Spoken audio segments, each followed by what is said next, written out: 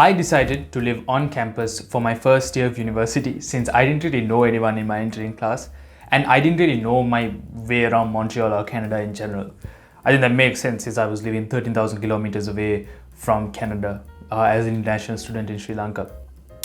But today's video is mostly about my experiences in McGill Residences, and hopefully someone watching could gain a bit of insight on how it is to live on campus at McGill, or someone could just relate to the video in general about how interesting the transition could be for someone coming. But before we move into the real content, my name is Manit Kuluthunga and I speak about how students could get to and through university.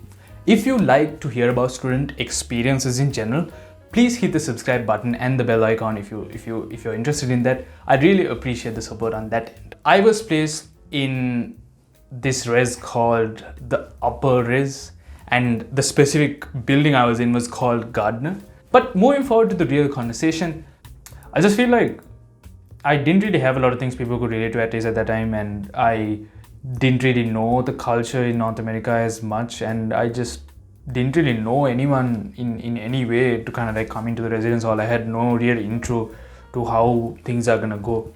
So that wasn't a very smooth transition at all. And to kind of add on to all of this, the only brown person I knew in that building just left in a couple of weeks. I don't blame him. He had to leave for his own reasons. He's still one of my very good friends. He's such a great guy. But I just genuinely felt like I was the only brown person in that building. And I think someone with general empathy could understand how big of a gap that is to kind of come abroad. I didn't come with my mother, I didn't come with my brother, I didn't come with any family or anything.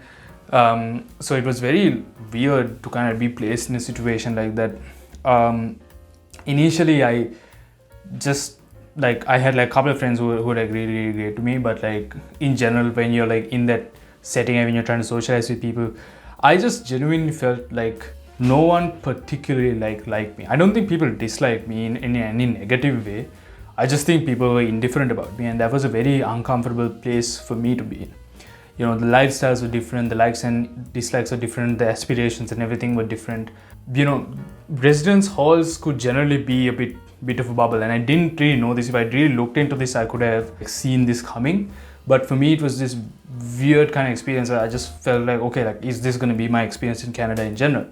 But my relationship with my res kind of changed with time, because as once I started meeting people outside of that res, whenever I would come back to my res, it'll be 1 a.m. or 2 a.m. in the morning. It was basically a sleeping pad. I just go to my room and I just sleep and just crash, and that's basically what I did through res. So I wasn't there for any of the res events. I basically didn't really get too much of a chance to meet people over there, so I wouldn't have really known. And I don't think it's anyone's fault per se. I think even myself, my personality wasn't on full display either. I was really suppressing myself, and no one really knew anything about me. I was just the brown kid who comes at 1 a.m. in the morning and just studies in his room. That was my identity there. So that was my experience. It's not a very pleasant hoo-ha great story, but and it's not the most common experience for everyone either, because I think a lot of people are very happy with their res experiences, as far as I've seen, at least from what I've heard. But one thing to know for sure is that it really boils down to who you are as a person and what kind of res you fall into. I'm just gonna list all the features in my res experience, and hopefully this will kind of help you understand what kind of living situation you would prefer. So the first thing that comes to mind is the single rooms that we had, and I basically selected this res, or kind of listed this as a preferable option, is because of the single room option that I had. And I personally think living in a single room is just the most convenient thing in the world, just because I think it's totally fine to share a house, and in my case share a dorm or an entire building with people, but I think having your own segregated space, your own little den kind of thing, is important regardless of where you live, regardless of which situation it is. And obviously clearly I haven't done too much research on I didn't do at least too much research on the res situation before coming in, because my only requirement was it needs to be generally affordable and it needs to have a single room. And that's kind of the reason why the rooms were pretty decent. It had everything kind of coming in. But one thing to remember with like dorm rooms in general is that the walls are really thin. Yeah, I'm just a very loud person when I'm just on the phone, so like I just like the person on the basically in the next dorm room would just like bang on my wall like at like 1 a.m. in the morning. I'd feel really, really bad. But if I ever get into like an exciting conversation, I'd like yell or something, and then the next person would just like give me a hard time, and like it's kind of awkward because like the next morning you have to meet the person and just you have to act like everything's okay, but I'm pretty sure like the other person wanted to like, I don't know, like punch me in the face. The other interesting experience was communal bathrooms. Like these are basically shared bathrooms for like a row of college rooms. Generally I'm very used to being very comfortable in my bathroom. Like it's just my own private space once again, just like my room. I've just never been more conscious in a bathroom in my life, because when I'm brushing my teeth, like there are like people on the side and people in the back or whatever, and like I don't know why, but it just feels like everyone's watching you. And this is just like the spotlight effect we all have in our brains. It's probably not true, and it's just probably your mind playing tricks, but it was a weird experience for me. Like when you're brushing your teeth, like you know, you're for the first time in my life I actually thought about the mechanics of brushing my teeth. I generally brush my teeth really well, I think, but I've just never been more insecure doing it, if that makes sense. And even the showers and all of that, like it's all like it basically there are like about 2-3 spots with like shower curtains and whatnot, and there's also like this entire the entire space with the tub.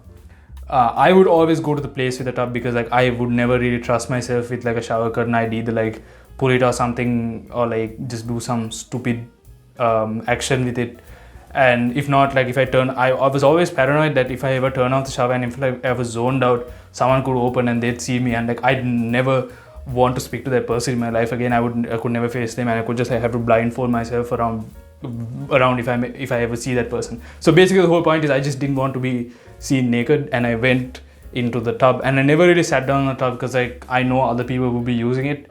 So I would just like stand on the tub and just take a shower and just like take my time with it. This all seems trivial, but these all kind of like add up. Like you need to kind of like find your own kind of like spots and places when you're living in a dorm, especially when you're sharing with people. Yeah, that was my experience with communal bathrooms. In terms of like advice or bit of heads up for anyone who's like coming to McGill or who's planning to come into McGill when it comes to residences specifically, I think the first thing is that you need to do like a bit more extensive research rather about residences, because that's what I lacked when I was coming in. You know, I think it's important to focus on student experiences, like genuine student experience, and hopefully I can add to genuine student experience in general. Like for example, like I didn't know Gardner was on top of like a hill, and I had to like come down through the hill, and if I am coming down like this entire big long hill, it could be very, very hectic for me in winter, especially for someone who's there for the first time in Canada. I didn't know that. And like upper res is a party res, like the res I was in was a party res, and like it's a party res in the sense like it's a out of my scope kind of party res. So I don't party that hard, if that makes sense. So if I knew that, I could have kind of like fit myself in a res that could have brought me much more fruitful experiences, if that makes sense, or experiences rather that fit my level of like intensity, if that makes sense. So like those small things and those experiences, and you know what you're signing up for, if that's kind of like clear to you, I think you just have like a much more wholesome experience with this entire thing, unlike me who didn't really know where to kind of like put myself in a situation. I was just basically lost to the entire, I didn't know what was going on. The second kind of thing to remember is if you aren't really having a good time in your residence, I think it's a very okay to like consider like a shift, and just like seriously consider a shift. I just didn't want to consider a shift because like I generally tend to be a lazy person, and like it could be, I don't know, I just thought it would be too much of a hassle. But like my friend considered the shift, and you know he just became much happier afterwards. So like, you know, if you have like control of your happiness and just like, you know, where you want to be, you need to kind of like take the decision instead of me. Even though in the short term it could be a bit of a hassle to kind of like speak around, I think long term you could once again just have a much more wholesome experience with Rez, because he was happy and I'm happy for him too. But yeah, and the third kind of piece of advice, or the third heads up I would kind of give to people would be to not overthink every conversation you're going to have or every relationship you're going to have at residence. Being in your first year is like, at least for some people, could be like this very insecure experience. I've always felt like a confident person, but this is the most introverted I've ever been in my life. Like, I've never been this introverted ever. I don't know, I just lost my personality in the middle of it, and like it took me a while to kind of like be myself. And like I think that really happens when you're really worried about like how people perceive you and things of that nature. I just by default thought that no one would want to speak to me in that residence hall, at least. Like, I just felt like no one would just be interested in what I had to say. But I wouldn't really know that if I didn't really approach people. So just make sure like, you know, you feel as comfortable as you can, or just like as free as ever to kind of like talk to someone. If someone's not being nice to you, that no one probably should speak to them, right?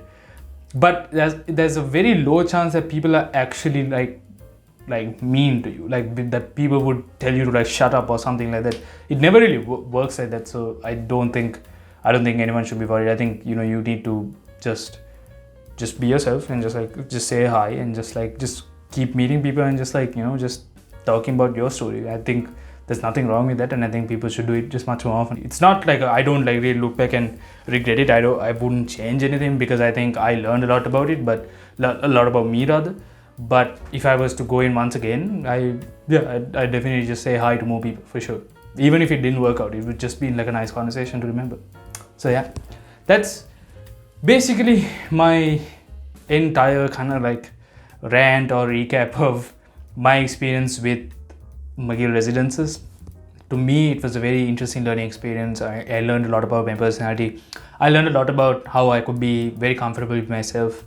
But hopefully, people, you know, really own their experiences and just like, you know, try their best to have a lot of fun in their first year. I think it's important to loosen up and just like, you know, take your mind off the pressures that come with life and university in general, and Res is kind of the place to do that.